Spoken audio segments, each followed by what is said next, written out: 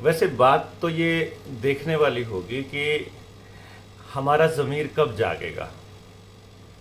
पानी बढ़ते बढ़ते बढ़ते बढ़ते बढ़ते बढ़ते बढ़ते बढ़ते बढ़ते धीरे धीरे धीरे धीरे धीरे यहाँ तक तो आ गया है।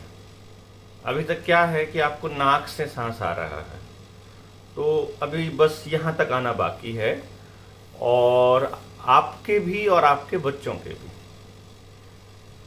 अब वो चीज जो हम कहा करते थे, अभी मेरे पास 2-3 मित्रों की मैसेजेस आए हुए थे, मैंने आज मैसेजेस चेक किए खूब सारे, और उनमें कुछ मैसेजेस मिले कि केवाईसी के नाम पे उनके बैंक अकाउंट्स को फ्रीज कर दिया गया है। अब उनको आधार नंबर देना होगा, उसके बिना उनका अकाउंट नहीं चलेगा। जबकि आधार कंपलसरी नहीं है, सुप्रीम कोर्ट के आदेश हैं, लेकिन ये लोग आधार आपसे लेकर छोड़ेंगे। अभी क्योंकि मुझे तो जो बैंकिंग है प्रणाली उसको छोड़े हुए अभी मुझे ये समझिए कि 8 साल हो चुके हैं। तो बैंक को मैंने 2014 में तज दिया था, जब उन्होंने मुझसे आधार कार्ड मांगा था। उस दिन के बाद से हमने यूज़ नहीं किया आधार तो है ही नहीं खैर मेरे पास, तो मैंने बैंक भी यूज़ नहीं किया, तो मैंने आईटीआर भी नहीं भरी। तो जितना मेरा खर्चा होता है मैं सीधा उसी के अकाउंट में करा देता हूँ, जहाँ से मेरी इनकम आनी होती है तो डायरेक्ट उसी के पास।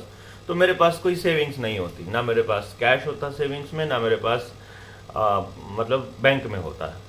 तो हम लोग खर्चा पहले करते हैं और कमाई फिर देखते थे। तो अब इसलिए क्या है कि अब हमने आईटीआर नहीं भरा था, तो अभी हमारे सारे अकाउंट्स को वो कह रहे हैं कि आपने अगर अभी इस महीने के एंड तक अगर नहीं दिया तो आपका इनवैलिड हो जाएगा, सब कुछ बंद, मतलब एक्सपायर हो जाएगा। मतलब होने दो, कोई I don't care at all, क्योंकि वैसे भी ये व्यवस्था जो है ये क्रैश होने वाली है।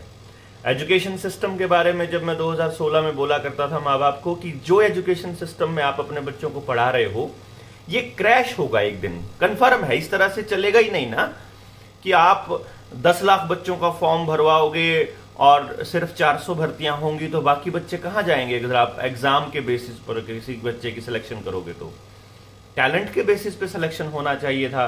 उसी लड़ाई को हम लोग लड़ रहे थे बहुत पहले से, ये तो अभी आया है। फिर बैंकिंग सिस्टम के ऊपर रवि कोहाड़ बहुत पहले से बोल चुका है कि ये जो इंटरेस्ट बेस्ड बैंकिंग सिस्टम है ये भी एक दिन क्रैश होगा। मतलब लोन बेस्ड जो एजुकेशन जो सिस्टम है ये भी क्रैश होने ही वाला है। इसका क्रैश होना तय है।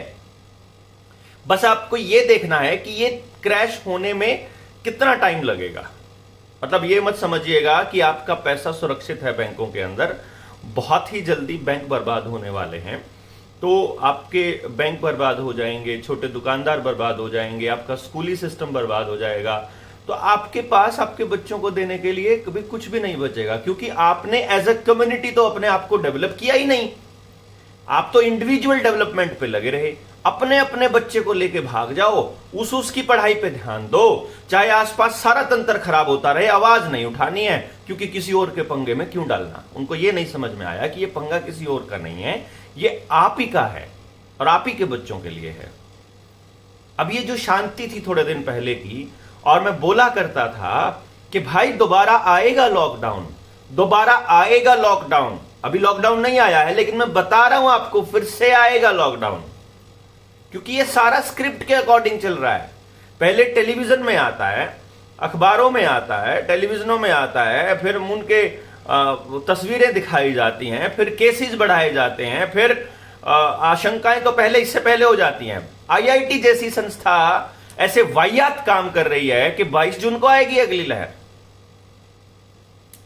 और फिर धीरे धीरे अभी हरियाणा में 4 जिलों की नपुंसकता टेस्टिंग हो रही है। वो जो गुलामी का पटका पहनने के लिए 500 रुपए का चालान, चंडीगढ़ में आज चालान हो गया है चालू, और बहुत जल्दी ही आपके हरियाणा के बाकी के शहरों में भी होगा। हम बिल्कुल नहीं बोल रहे हैं, हालांकि लॉकडाउन लगेगा, हमें लॉकडाउन लगने का इंतजार कर रहे हैं। वो लॉकडाउन लगाएंगे, हम तोड़ने का ऐलान करेंगे, और फिर वो हम पर वो मुकदमे लगाएंगे, और फिर देखते हैं कि समाज क्या करता है। क्या तब भी सोए रहोगे? हां, हमें पूरा यकीन है आप सोए रहेंगे, क्योंकि मैं 2004 से आंदोलनों में हूं। 16 साल के अपने तजुर्बे में, 18 साल के, सॉरी 18 साल के अपने आंदोलनों के तजुर्बे से मैं ये कह सकता हूं कि जब आप किसी की लड़ाई लड़ रहे होते हो तो 90% से ज्यादा लोग आराम से घरों में बैठे सो रहे होते हैं कि जब ये लड़ाई लड़ी रहे हैं, जब ये जीत जाएंगे तो हमारा भी काम हो जाएगा। अगर कोर्ट में कोई केस डाल देता है तो बाकी के लोग घर में बैठ जाते हैं, बजाय इसके कि उस आदमी का बोझ बटाएं और अपना भी नाम उसके अंदर डालें ताकि दिखे कि भी ज्यादा लोग हैं। वो ये सोचते हैं कि ये लड़ाई लड़ रहे हैं तो हमारा भी काम चल जाएगा। 10 साल और 15 साल वाली गाड़ियों को कबाड़ बनाने वाला जब फरमान आया तो बाकी लोग घरों में बैठे हुए थे जिनकी गाड़ियां बिल्कुल एक्सपायरी के साल पहले थी कि ये 1 साल चला लेंगे आंदोलन को और जब इनकी बात मान ली जाएगी तो हमारा भी काम चल जाएगा। इसी तरह से जब किसान वहां पर बैठा हुआ था तो समाज के सारे तबके घरों में बैठे सो रहे थे कि जब इनका काम चल जाएगा, जब ये लोग जीत जाएंगे तो हमारा भी चल जाएगा, और जब यही नहीं जीतेंगे तो हमारा जाने का क्या फायदा है। यही एटीट्यूड आपको आने वाले वक्त में नरक के रास्ते लेके जाएगा। अगर आप लोग अपने औलाद के लिए आज नहीं बोले, उन लोगों का साथ नहीं दिया जो आज सरकारों से लड़ रहे हैं, तो आप अभिशप्त हैं। ऐसी जिंदगी जीने के लिए मजबूर करेंगे आप अपने बच्चे को जिसके अंदर गुलामी के अलावा और कुछ नहीं होगा।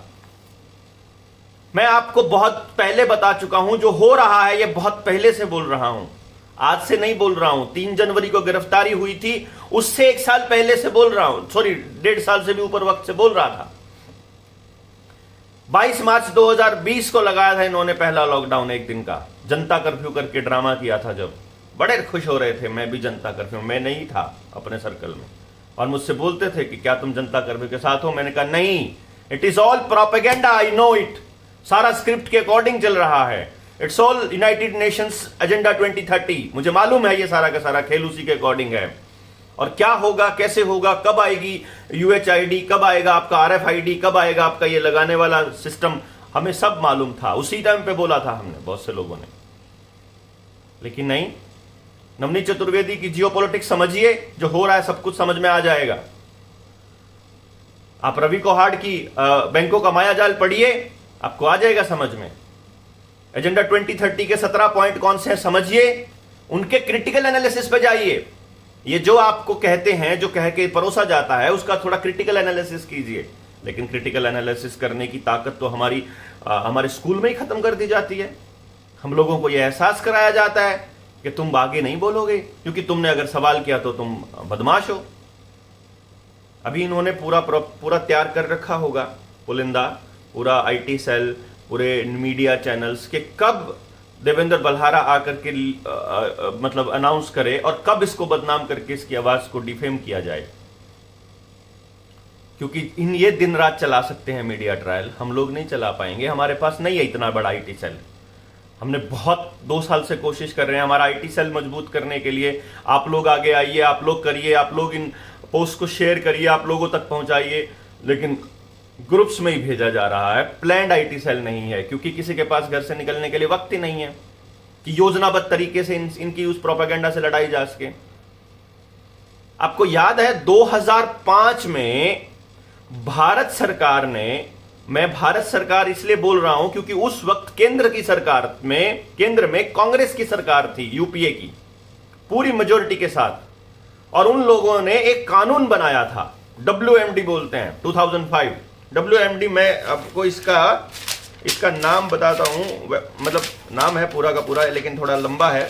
Weapon of mass destruction, WMD, weapon of mass destruction and their delivery system, bracket में prohibition of unlawful activities act 2005। उस एक्ट को बना के इन्होंने सेफ रख लिया कांग्रेस ने, कि वेपन ऑफ मास डिस्ट्रक्शन बना के सेफ रख लिया, और अभी जो है इसको नोटिफाई किया गया।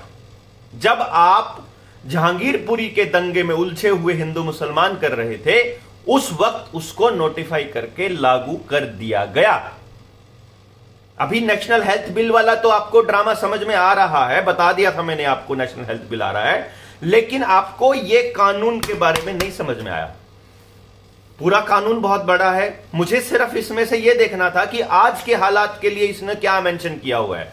वो कानून के ऊपर लिखा हुआ था बेसिकली कि ये हम लोग जो न्यूक्लियर वेपन्स हैं, रेडियो एक्टिव वेपन्स हैं, उनके रोकथाम के लिए ये कानून ला रहे हैं कि अगर न्यूक्लियर वॉर का खतरा हो जाए और किसी आदमी के पास ऐसा कोई वेपन मिले जो मास डिस्ट्रक्शन का, जो भीड़ को नुकसान पहुंचाने का काम कर सकता है, तो ऐसे लोगों को डिटेन करके ऐसे लोगों को किस तरह से जेल भेजा जाए। लेकिन इसके अंदर मुझे 2 वर्ड मिले बड़े क्लासिक, और वो इन जो बाकी के कानून है जिनको अभी इस्तेमाल किया जाना है, जो मैं बाकी के कानूनों के बारे में भी जिक्र करूंगा, उनके बारे में पूरी डिटेलिंग दी हुई है। क्या? बायोलॉजिकल वेपन्स, और दूसरा इसके अंदर वर्ड मिला मुझे केमिकल वेपन्स। यानी जब वो वेपन्स के बारे में चल रहा था, अब नाम ही WMD weapons of mass destruction है, तो उन वेपन्स में मुझे 2 वर्ड मिले, बायोलॉजिकल वेपन और केमिकल वेपन्स। और इसकी सिर्फ वो पॉइंट बताऊंगा जो आज के हालात में आपके ऊपर अप्लाई होने वाले हैं। आपके ऊपर तो नहीं होंगे क्योंकि आप तो सोए हुए हैं, क्योंकि आप तो घर में बैठे हुए आराम फरमा रहे हैं। हमारे ऊपर अप्लाई होंगे, हमारे ऊपर। हमें पता है, कहीं आप ये सोचते हो कि हमें मालूम नहीं है कि हमारे साथ क्या होने वाला है, हमें पूरा अंदेशा है। फिर भी हमने ये जिंदगी तय की है कि हम यही जिंदगी जिएंगे, क्योंकि हम गल सड़ कर नहीं जीना चाहते। हम अगर मरेंगे तो शान की मौत मरेंगे, हम ऐसे नहीं मरेंगे। और क्योंकि आप लोगों को केवल मरने के बाद उनके अंतिम संस्कार में शामिल होने के पे ही गर्व होता है, तो उसी वक्त निकलिएगा आप घर से बाहर, क्योंकि आपको नहीं है कोई मतलब। आपके बच्चों के साथ कुछ भी होता रहे, आप चुपचाप सहन कर रहे हैं। वाहियात होने की हद यह है कि मां बाप मुझसे पूछते हैं फोन करके कि इन्होंने 5 से लेके 11 साल के बच्चों को करना शुरू कर दिया है, आप बताइए हम कैसे बचाएं अपने बच्चों को। और अब मैंने उनको यह बोलना शुरू किया है कि तुम्हारे बच्चों को इन दरिंदों से बचाने के लिए तुमको हमारी सलाह की जरूरत पड़ेगी, तो लानत है तुम्हारा मां बाप होने पर। औलाद पैदा करने की जरूरत नहीं है अगर मान लीजिए तुमको ये किसी और से सलाह लेनी हो अपने बच्चे को बचाना कैसे है। छत्तीसगढ़ का वो केस याद कीजिए, जब तेंदुआ उठा के ले जाता है किसी बच्चे को और उसकी मां 2.5 किलोमीटर तक जाके उस तेंदुए से लड़कर अपने बच्चे को लेकर के आती है। और यहां तुम अपने स्कूल के मास्टर से नहीं लड़ सकते, उसके मुंह पे थप्पड़ क्यों नहीं मारते हो कि तुम्हारी औकात क्या होगी, तुम्हारी हिम्मत क्या होगी हमारे बच्चे को इस तरह जबरदस्ती कोई केमिकल देने की। लेकिन अभी तो कानून आएगा, कानूनन आपके बच्चों को दिया जाएगा, आपका सारा डीएनए चेंज किया जाएगा, आप किसी लायक नहीं बचोगे। जिंदगी भर इनके माफिया के इस माफिया के इन लोगों के आगे गिड़गिड़ाओगे कि हमें अगली डोज दे दो, क्योंकि हमारा इम्यूनिटी सिस्टम बर्बाद हो गया, क्योंकि हमको एड्स हो गई है। जो बचेंगे कैंसर से, जो बचेंगे हार्ट अटैक से, जो बचेंगे ब्रेन हैमरेज से, हो रहे हैं ना अब आपके बच्चों के अंदर ब्रेन हैमरेज, हार्ट अटैक और लकवा, नपुंसकता आ रही है ना, खूब नपुंसकता आ रही है। बिल्कुल पैदा होने से ठोकने वाले हैं, क्योंकि आपकी प्रेडिक्टिव प्रोग्रामिंग करी गई है कि बचपन से लगते आ रहे हैं। अरे जब से बचपन से लगने लगे हैं, जब से पैदा होने से लगने लगे हैं, तभी से तो नपुंसकता का रेट इतना बड़ा है। और डॉक्टर मनमोहन सिंह की रिपोर्ट कहती है 14 की 15 की उस टाइम की सरकारों की कि 30% से ज्यादा नपुंसकता आ चुकी है भारत में, और अब तो बढ़ चुकी है, फर्टिलिटी खत्म हो चुकी है। तो अभी आईवीएफ सेंटर्स कितने बढ़ रहे हैं आपके सामने की बात है। पहले आईवीएफ सेंटर्स में स्पर्म ले लेते थे किसी पड़ोसी का, दोस्त का, परिवार वाले वर्जन, परिवार के व्यक्ति का, लेकिन आजकल वो लेना बंद कर चुके हैं। आपको वहीं से लेना पड़ेगा आईवीएफ सेंटर को जहां पेटेंट करवाया हुआ है। वही बीज जानवरों के केस में, वही बीज खेत के केस में, बीज नाश करने का प्लान। अब बीज आपको बचाने होंगे, किसान को खेती ओरिजिनल बीजों से करनी पड़ेगी, देसी बीज ढूंढने होंगे। सिक्किम अभी ऑर्गेनिक बचा हुआ है सारा। आप बिना खाद दवाई के चाहे आधी आधी आधी अगर पैदावार भी कर लोगे, गाड़ी छोटी ले लोगे, बिना गाड़ी भी गुजारा कर लोगे, तो बचा सकते हो आने वाले वक्त में समाज को। लेकिन अगर खेत में बीज आपका बाजार का आएगा, आप अपनी अगली पीढ़ी को बचा नहीं पाओगे। आपके सामने आज कह रहा हूं, हो सकता है कि इंटरनेट की इस दुनिया में जब साइबर अटैक आएगा तो आपके सारे वीडियोस उड़ जाएं, लेकिन फिर भी हम आपको बताएंगे, बता रहे हैं। इन्होंने घरों में घुसकर ऐसे दस्तावेजों को खत्म करने का योजना तो पहले से बना रखी है, तो अब ये वीडियोस कहीं सुरक्षित रखनी पड़ेंगी। ऐसी जगह एक कॉपी रखनी पड़ेगी जहां इंटरनेट से इनका एक्सपोजर ना हो। इंटरनेट पर, क्योंकि अगर जब साइबर अटैक आता है तो इन वीडियोस की आईडी होती है, इनको पॉइंट किया जाता है कि ये वाली वीडियो कभी भी अगली जनरेशन तक नहीं जानी चाहिए। तो इसको हम लोग सुरक्षित रख के एक पेन ड्राइव के अंदर, एक हार्ड डिस्क के अंदर कहीं जमीन में दफना देंगे। कभी किसी दिन कोई होगा कोई एक्सकेवेशन तो फिर देखेंगे कि ये सब किया गया था। अब देखना ये होगा कि जब ये सभ्यता खत्म करने के लिए चले हुए हैं और केवल अपने राज के लिए, तो क्या करेंगे। हाँ, मैं हम वहीं पे आता हूं। ये जो WMD है, weapon of mass destruction act, इसके सेक्शन 8 के पैरा 3 के अंदर, सेक्शन 8 के पैरा 3 में लिखा हुआ है, no person shall unlawfully manufacture, acquire, possess, develop or transport a biological or chemical weapon or their means of delivery. Chemical weapon, आपको शायद ध्यान नहीं है कि जो ये केमिकल आजकल चल रहा है, जिसको ये लोग मतलब वायरस बोल रहे हैं, अगली लहर वगैरह का ड्रामा जो इसके नाम पे चलता है, वेरिएंट के नाम पर, ये सब कुछ केमिकल वेपन और बायो टेररिज्म के अंतर्गत आता है। यानी कि अब जो है एक अवधारणा ऐसी बनेगी कि जिन्होंने ये नहीं लगवाए हैं उनकी वजह से लगवाए हुओं को खतरा है। इसका मतलब है हम लोग केमिकल वेपन के कैरियर बनेंगे कि तुम्हारी वजह से सब हो रहा है, क्योंकि इनका टारगेट है 100% आबादी को ठोकना। तो ये उन लोगों को हथियार बनाएंगे जो लगवा चुके हैं, और इस देश के बहुत से लोगों के अंदर ऐसा भी दिमाग में है कि हमारा तो लग चुका है, हमारा तो सत्यानाश हो चुका है, ये क्यों बचें, इनकी भी बर्बादी होनी ही चाहिए। तो एक तो ये था। इसी के अंदर सेक्शन 14 कहता है, यानी ये तो कह दिया, अब सेक्शन 14 कहता है, एनी पर्सन हु कॉन्ट्रावीन्स और अटेम्प्ट्स टू कॉन्ट्रावीन या abets the provisions of the section 8 and section 10, 8 और 10, 10 में जो है वो न्यूक्लियर वेपन के बारे में था, 8 में ये केमिकल वेपन के बारे में था।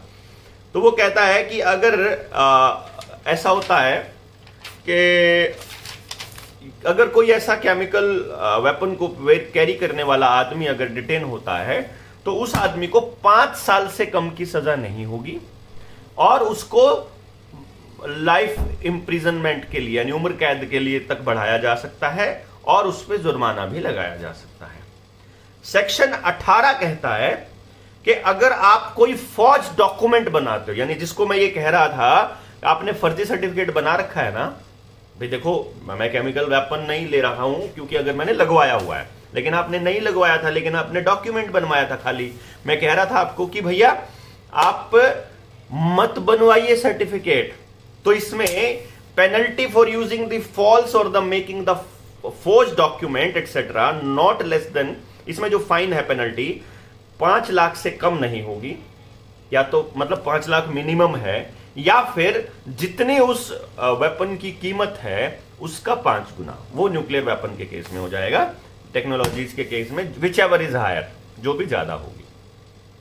तो क्लियर है, सेक्शन 18 की बात कर रहा हूं। अब सेक्शन 21 कहता है कॉग्निजेंस ऑफ ऑफेंसेस, यानी फॉर एग्जाम्पल मैं अपने ऊपर जानबूझ के बोल रहा हूं, मान लो मुझे पकड़ लेती है सरकार और मैं कहता हूं कि तुम साबित करो कि मैं कोई फैला रहा हूं, कुछ भी ट्रांसमिशन कर रहा हूं, कुछ भी ट्रांसमिट कर रहा हूं, तो उसके अंदर बड़ा ये मेंशन किया हुआ है, no court shall take cognizance of any offence under this act without the previous section of the central government of the और any officer authorised by the central government in this behalf.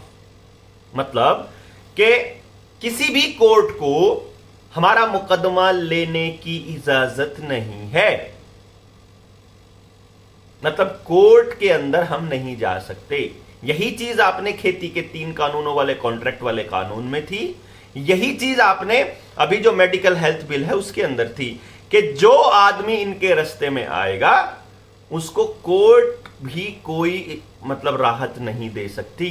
यही कारण है कि हम 2 साल से ज्यादा वक्त से ये कह रहे हैं, जब से खेती के कानून आए हैं 2 साल से ज्यादा वक्त हो चुका है जब लॉकडाउन लगा था।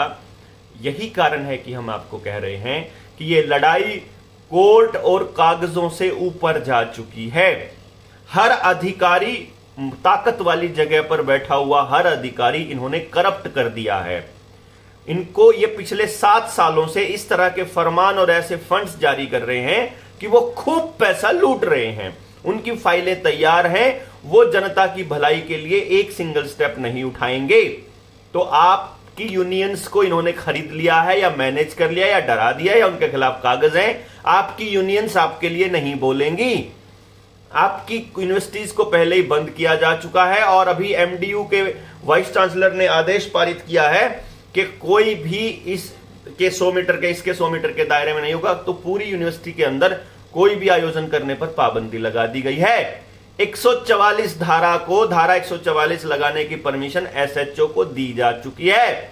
यानी लोकल लेवल पे अब आपको प्रशासन नहीं, आपको ऐसे जकड़ा जाएगा धीरे धीरे। तो आपके लिए बोलने के लिए पत्रकार नहीं है, नेता नहीं है, पॉलिटिकल पार्टीज नहीं है, आपके लिए कोई नहीं है दोस्तों। आपको ही निकलना पड़ेगा। अगर आप इस इंतजार में हो कि कोई लीडर आपके लिए बोलेगा तो भूल जाइए। और कुछ लोगों का ये मत है, मतलब चलो उनको तो छोड़िए, उस पर तो जिक्र ही क्या करना है। एक ये बार बार कॉल करते हैं यार, मतलब आप समझिए, अगर एक बार कोई कॉल नहीं उठा पा रहा है तो यार दूसरी बार कैसे उठा लेगा, तीसरी बार कैसे उठा लेगा। 6 बार एक बंदा कॉल कर चुका है, अभी चल ही रहा है, बज ही रहा है। Sorry. Section 22 bar of jurisdiction of civil courts, इसके अंदर लिखा हुआ है कि जो हमने कर दिया उसके ऊपर कोई कोर्ट जो है वो सवाल नहीं उठा सकती, क्वेश्चन नहीं कर सकती। और सेक्शन 23 कहता है the provisions of this act shall have effect notwithstanding any inconsistent therewith contained in any enactment other than this act or any other instrument having effect by virtue of any enactment other than this act. Where any act or omission constitutes an offence punishable under this act or also under any relevant act, then the offender found guilty of such offence shall be liable to the punishable under that act which imposes a greater punishment. एक बार फिर call आ रही, sorry. ये कहते हैं कि अगर किसी और कोर्ट, किसी और एक्ट, मतलब कहीं और किसी कानून के तहत भी उसने ऐसी ही कोई एक्टिविटी शो की है और यहां पर भी ऐसे ही एक्टिविटी शो कर रहा है, तो उस आदमी को वो वाली सजा मिलेगी जो ज्यादा होगी। और अगर कहीं ऐसा कोई कानून हो जो इसके कॉन्ट्राडिक्शन में हो तो वो वाला क्रॉस हो जाएगा और ये वाले लागू माने जाएंगे। यही जो है वो डीएनए कलेक्शन वाले में था, यही मतलब जो पुलिस आइडेंटिफिकेशन प्रोसीजर वाले में था, यही खेती के कानूनों में था, यही मेडिकल हेल्थ बिल के कानून में था, और ये इसमें है कि अगर इसके इतर कुछ और लिखा हुआ है किसी और कानून में और संविधान की कोई और चीज इसको कॉन्ट्रावीन कर, कोई इसको कॉन्ट्राडिक्शन में है, तो जो ये वाला कानून है इसको ही बड़ा माना जाए। इसी कानून को मतलब यही चलेगा कानून, ये इनका कहना है। अभी सेक्शन 24 कहता है protection of action taken in good faith. इसका जो मतलब है वो मैं आपको बता देता हूं, मतलब आगे पूरा एक्सप्लेन नहीं, अंग्रेजी में बोलने की जरूरत नहीं है, बाकी के जो पढ़ेंगे लोग वो इसको अंग्रेजी में पढ़ लेंगे। और ध्यान दीजिएगा, मुझे डंडा मत कीजिए कि हमें वो भेज दीजिए। बहुत इमरजेंसी हो, आपको पता ही ना हो, तो अपने आसपास लोगों को बोलिए कि भैया ये भेजना है। आप केवल ढूंढिए, वहां पर सीधा लिख दीजिए वेपन ऑफ मास डिस्ट्रक्शन, आ जाएगा, उसका पीडीएफ निकल जाएगा, पीडीएफ डाउनलोड कर लीजिए, वहीं पे लिखा हुआ है, सब कुछ दिया हुआ है, दूसरी तीसरी लाइन में ही। सेक्शन 24 कहता है protection of action taken in good faith, यानी कि अगर कभी ये पता चलता है कि बलहारा के ऊपर जो कार्रवाई करी पुलिस के आदमी ने, प्रशासन के आदमी ने, आर्मी ने या किसी ने भी करी, वो गलत करी गई, एक्चुअली बलहारा निर्दोष था और उसके ऊपर कोई कार्रवाई नहीं होनी चाहिए थी, तो उस अधिकारी के ऊपर कोई केस नहीं हो सकता, क्योंकि उसने जो किया था वो गुड फेथ में देश को बचाने के लिए किया था, तो उसके ऊपर कोई कार्रवाई नहीं होगी। यही खेती के कानून में था, यही पुलिस आइडेंटिफिकेशन वाले में था, यही मेडिकल हेल्थ बिल में था, सेम चीज कि ना आपको कोर्ट जाने की अनुमति है, ना कोई कोर्ट इसको लेगी, और अगर आप गिल्टी नहीं हो और बाद में साबित होता है तो उस आदमी के ऊपर भी कार्रवाई नहीं होगी। 14 साल नेल्सन मंडेला रहे जेल में, हमारे क्रांतिकारी बहुत साल जेल में रहे, इन्हीं कानूनों की बदौलत रहे। अगर ये कानून ना होते तो सरकारें उनको जेलों में नहीं डाल पाती। हमारे ही लोगों की मदद से पुलिस हमारी है, हमारे चाचा ताऊ दोस्त मित्र कहीं ना कहीं से बिलोंग करते हैं, फौज में भी यही लोग हैं, सत्ता में भी यही लोग हैं। यही लोग हमारी गुलामी का रास्ता तैयार कर रहे हैं। इन्हीं की मदद से वो लोग जो बाहर बैठे हैं अपना एजेंडा चला रहे हैं, और ये लोग इसको चलाने दे रहे हैं, और आप इनको चलाने दे रहे हो, आप चुपचाप घरों में बैठे हो। ये सबसे ज्यादा खतरनाक चीज है कि आपकी मौजूदगी में, आपके होते हुए ऐसा हो रहा। आपको मालूम है कि सरकारें गलत कर रही है और फिर भी आप चुप है। डे वन जब हम बोलने लगे थे तब हमें यह लगा था कि नहीं भाई, लोगों की कोई गलती नहीं है, क्योंकि उन लोगों को मालूम नहीं है। अगर जानकारी ही नहीं होगी तो फिर बोलेगा कोई कैसे। लेकिन आज सबको पता चल चुका है आपके पड़ोस में हार्ट अटैक्स की संख्या कितनी बढ़ गई है, आपके ही पड़ोस में बच्चों को कितना नुकसान हो रहा है। अगर आपके लेबर, आपके खेत में लेबर काम करती है, आपके भट्टे पे लेबर काम करती है, आपके किसी डिपार्टमेंट में लेबर काम करती है, तो जिसने भी बूटी ले रखी है उसी के से काम नहीं बन रहा है कुछ भी। और नपुंसकता की कितनी स्पीड बढ़ गई है इसका तो मुझसे बताने की जरूरत नहीं है। आपके सर्कल में 2-4 आपको मिल ही जाएंगे कि भैया जब से बूटी ली है तब से सब खत्म। इस कानून के साथ मैंने एग्रीकल्चर कानून वाला बात करी, फिर मैंने यूएपीए में पहले बोल रहा हूं, एनएसए के बारे में बोल चुका हूं कि आपको कभी भी आतंकी घोषित किया जा सकता है। आपको तो क्यों किया जाएगा, जो घर में बैठे हैं हम जैसों को किया जाएगा ना भैया, क्योंकि हम कहेंगे कि हम कानून तोड़ेंगे, हम कहेंगे कि हम तुम्हारे को ऐसे योग आंदोलन शुरू करेंगे, लेकिन ये कहेंगे कि ये तो आतंकी गतिविधि है क्योंकि ये वेपन ऑफ मास डिस्ट्रक्शन है, ये फैलाएगा, ये पूरे भारत को मारेगा। ऐसे बोलेंगे ना ये लोग, तो फिर जो है बढ़िया है। एपिडेमिक एक्ट 1897 के अंतर्गत ये 500 रुपए का चालान शुरू किया इन्होंने। क्रिमिनल प्रोसीजर आइडेंटिफिकेशन एक्ट तो है ही, फिर नेशनल हेल्थ बिल है, डिजास्टर मैनेजमेंट एक्ट तो इन्होंने वापस ले लिया है, और अभी आपके सामने power crisis, food crisis, law and order का क्राइसिस, मतलब जो ये दंगे कराने के लिए चल रहा है ना सारा कुछ, ये कंट्रोल्ड दंगे हैं। एवरीथिंग इज प्लान्ड, मतलब ये दंगे प्लान करके इधर से कुछ और पारित कर रहे होते हैं। हेल्थ क्राइसिस, क्लाइमेट का क्राइसिस, ये सब क्राइसिस लाए जाएंगे, और मनी का क्राइसिस भी लाया जाएगा, आपके साइबर अटैक आएगा, साइबर का क्राइसिस भी लाया जाएगा। ये क्राइसिस लाए जाएंगे क्योंकि जो वर्ल्ड इकोनॉमिक फोरम का हेड है, कॉल्स को, अब क्या नाम उसका, वो ये बोल रहा है, वो बोल चुका है इससे पहले 2017 में कि we need a crisis, major crisis, और पूरी दुनिया सरेंडर कर देगी क्योंकि सब भेड़ हैं। उनके हिसाब से भेड़ें रहती हैं इस देश में, इस धरती पे, मतलब हर मुल्क के अंदर, हर देश के प्रधानों को इन लोगों ने काबू किया हुआ है। जैसे बहुत से लोग कहते हैं अरे भारत में नहीं तो पूरी दुनिया में, पूरी दुनिया को ही तो कंट्रोल करना चाहते हैं भाई, यही तो समझाना था। अब समझ आ रहा है खैर काफी लोगों को, लेकिन अभी भी वो चुप हैं। ये बहुत खतरनाक है। अगले हफ्ते में क्या आप समझिए, परसों से, वीरवार से, पहले यमुनानगर, फिर कुरुक्षेत्र, फिर पानीपत, फिर चरखी दादरी, फिर मेवात, ये 5 जिले हम लोग कंप्लीट कर लें। जनता सरकार मोर्चा की डिस्ट्रिक्ट की कमेटी तैयार कर दें, उसके बाद हम ऐसे योग आंदोलन की कॉल देने के लिए स्टेट की मीटिंग बुलाएंगे। जनता सरकार मोर्चा की मीटिंग बुलाते हैं।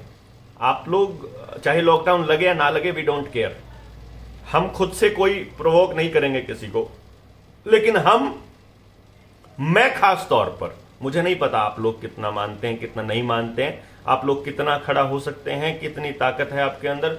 मुझे मालूम है कि भैया हम तो बहुत पहले निकलने तो बहुत अच्छी बात है। मैं कम से कम सरकार के इन आदेशों को मानने से मना करता हूं। मैं नहीं मानूंगा, मैं ना वो गुलामी का पट्टा पहनूंगा, ना ही ये लगवाऊंगा। उससे पहले मैं अपने आप को बलिदान करना ज्यादा बेहतर समझूंगा। हम सड़कर नहीं जाएंगे, हम लड़कर जाएंगे, सीधी सी बात है। और आपको भी आखिर में लड़ना ही होगा, आपके पास कोई ऑप्शन नहीं है, आप समझ लीजिए। और एक चीज ध्यान दीजिए, बहुत से लोग ये कहते हैं कोई समझने को तैयार नहीं है। अपने दायरे को बढ़ाइए। जो लोग आपके परिजन हैं, आपके दोस्त हैं, उनके साथ आपको टाइम गुजारते हुए बहुत दिन हो गए।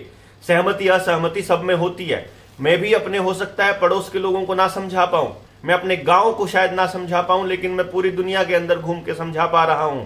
तो आप लोग भी अपने गांव से बाहर निकलिए, आपका गांव भी आपको रिकॉग्नाइज कर लेगा कि हाँ भाई ये बच्चा ठीक काम कर रहा है, तो कल को आपकी भी सुनने लग जाएगा। हो सकता है वो आने वाले वक्त में जो सेल्फ सस्टेन्ड वाला सिस्टम है, अपना गांव खुद से अपने आप से काम करने लग जाए। लेकिन तब तक अपने दायरे से बाहर निकलिए, अपने दोस्तों को बोलिए कि मेरे गांव में तुम समझाने आ जाओ और उनके गांव में आप चले जाओ या उनके घर में आप चले जाओ। इस तरह से एक दूसरे की मदद लीजिए समझाने के लिए लोगों को। और जो लोग आपकी बात को सुनना ही नहीं चाहते हैं, जो लोग भक्ति में डूबे हुए हैं, उन पे कांटा मारिए, उनको जिंदगी से फोन नंबर उनकी जिंदगी से उनको और मोबाइल से फोन नंबर उनके डिलीट करके उनको निकालिए, ब्लॉक कीजिए सब। वो सब सारा का सारा इनका एजेंडा चलाते हैं, धर्म का और जात का। बहुत आसान है इससे लड़ना कि उन लोगों को ढूंढिए जो आप ही की फ्रीक्वेंसी पे बैठे हैं, सबसे पहले उनके लिए। क्योंकि कम से कम आपको इस बात की तसल्ली तो होगी कि आप उन लोगों के लिए मरे जिन लोगों को, जो जागे हुए थे, जिन लोगों को पता था, जिनको आपके बलिदान का मतलब और आपके बलिदान की अहमियत पता होगी। इसलिए ऐसे लोग ढूंढिए जिनके लिए जान दी जा सके, जिनको समझ में आ चुका है और जो अपने देश के लिए निकल चुके हैं। बहुत से लोगों के मैसेजेस आते हैं कि आप बस आदेश कीजिए क्या करना है। हम नहीं करेंगे भाई आदेश, आपको खुद से डिसाइड करना है। Who we are to decide। मैं किसी के बच्चे की जान को क्यों दांव पे रखूं? और अगर आप अपना चाहते हैं अपने देश के लिए बलिदान करना, तो खुलकर ऐलान कीजिए वहां अपने एरिया के अंदर। अपनी वीडियोस बनाइए यार, अपना चैनल बनाइए, इन्हीं चैनलों इन्हीं लोगों के पीछे मत पड़े रहिए। ये ध्यान दीजिए, ये आपके बीच से लीडर्स तैयार करने होंगे, आपके बीच से लोग निकलेंगे, तब जाकर के बात बनेगी। ऐसे बात नहीं बनेगी दो चार लोग बोलते रहेंगे तो। लोगों के अपने एजेंडे हैं यार। इस क्राइसिस में भी लोग अपनी राजनीति चला रहे हैं, अपना एजेंडा चला रहे हैं। हमसे तो नहीं बर्दाश्त होता। अरे ये चला जाएगा, उसके बाद कर लेना तुम राजनीति यार, इसके बाद कर लेना सब कुछ। और ध्यान दीजिए, हरियाणा के लोगों के लिए खास तौर पे बोल रहा हूं, पंजाब के अंदर अरविंद केजरीवाल ने 2000 किसानों को नोटिस भेजा है। कहीं आप ये सोच रहे हो भगवंत मान ने भेजा है? नहीं, अरविंद केजरीवाल ने। Because Arvind Kejriwal is a scoundrel. वो आदमी न्यू वर्ल्ड ऑर्डर वालों के साथ मिला हुआ है। मोहल्ला क्लिनिक का जो एजेंडा है वो हर घर तक उन न्यू वर्ल्ड ऑर्डर वालों के, ये रॉथशाइल्ड और रॉकफेलर वालों के केमिकल्स शरीर में डालना है मोहल्ला क्लिनिक का मकसद। और जो आयुर्वेदा के ऊपर, जो अल्टरनेट मेडिसिन के ऊपर जो गुजरात में आया था ना ये WHO वाला, ये हमारी चिकित्सा पद्धति को काबू करने के लिए आया था, परमानेंट, सब चीजों का पेटेंट, ताकि आप लोग कोई पद्धति ना अपना पाए। कि वैज्ञानिक नहीं है, डॉक्टर बताएगा आपको क्या लेना है, कब लेना है, कितना लेना है, क्योंकि आपका परीक्षण चलेगा शरीर का परमानेंट। आपको इस सरकार के एजेंडे से मुक्त होना पड़ेगा मेरे दोस्तों, होना ही पड़ेगा। पॉलिटिकल पार्टियों के इस जाल से मुक्त होना पड़ेगा। हमें नहीं पता कैसे होंगे, लेकिन अगर जिनमें बुद्धि है वो केवल फोन पे, मतलब फोन आता है और वो राय देना शुरू कर देते हैं। आप ये मत बोलिए, आप ये बोलिए, आप ये मत बोलिए, आपसे पूछकर हम लोग बोलेंगे। अरे हम जब पूछते हैं तो वहां सलाह डाल दीजिए, हम देख लेते हैं, हमें पता है। कोई आज से नहीं बोल रहे हैं यार, 18 साल हो गए हमें आंदोलनों के अंदर। और आपको एक चीज बताएं, हम सिंपल एक चीज को ध्यान दीजिए। मतलब मैं सिर्फ अरविंद केजरीवाल का नाम मैंने इसलिए लिया क्योंकि लोगों को लगता है कि कांग्रेस और बीजेपी से बेटर है वो। ये उनका भी बाप है।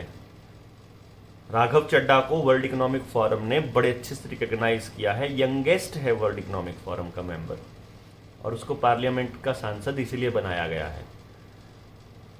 जो ये रमन मैग्सेसे है और नोबेल प्राइज है, ये रॉथशाइल्ड एंड रॉकफेलर का ही फंडिंग किया हुआ है, उन्हीं फैमिलीज की फंडिंग होती है। फोर्ड फाउंडेशन फंडिंग करती है इनकी, और वो वहीं से आता है पैसा। Ford foundation is one of the families जो इस वर्ल्ड इकोनॉमिक फोरम के एजेंडे को चला रही हैं, जो इस पूरे के पूरी महामारी इसका खेल को चला रही है। तो आप समझ सकते हैं कि कितना बड़ा स्कैंडल है कि राहुल गांधी को भी अपने मुंह पे वो पटका पहन के रहना पड़ता है, बेचारे को दिखाना पड़ता है कि मैं अरविंद और मोदी से ज़्यादा बड़ा गुलाम हूँ। आप जो कहेंगे आका, मैं वही इम्प्लीमेंट करूँगा। क्योंकि राजस्थान की सरकार वही कर रही है। तो राजस्थान की सरकार भी वही कर रही है, चाहे आप टीएमसी को देख लो, चाहे शिवसेना को देख लो, चाहे आप कम्युनिस्टों को देख लो, सब कुछ वही हो रहा है। और जो चाइना की तस्वीरें आ रही हैं आपके सामने, कांग्रेस बीजेपी तो खरी रही है, जो चाइना की तस्वीरें आ रही हैं आपके सामने, वो तस्वीरें केवल आपको प्रेडिक्टिव प्रोग्रामिंग देने के लिए है कि कल को आपके साथ भी ऐसा होगा। तो आपको ये लगेगा जो पूरी दुनिया में ही हो रहा है तो क्या दिक्कत है, और आप मान लेंगे कि जब सबके साथ होगा तो हमारे साथ भी किया जा रहा है। दोस्तों, हो नहीं रहा है। अभी तो नेचुरल डिजास्टर आने हैं, अभी तो जरूरत से ज्यादा खराब आंधियां आनी है, जरूरत से ज्यादा आपका मौसम खराब होना है, आपकी फसलें नहीं होने दी जाएंगी। चाहे ज्यादा गर्मी पड़ के, चाहे ज्यादा सर्दी, चाहे ज्यादा बरसात, चाहे ज्यादा सूखा, चाहे आंधी, चाहे तूफान, कुछ भी हो, आपकी फसलें नहीं होने दी जाएंगी। आपका खाना तो खत्म करना ही है इनको। बाकी फ्यूल क्राइसिस भी लाना है, फूड क्राइसिस भी लाना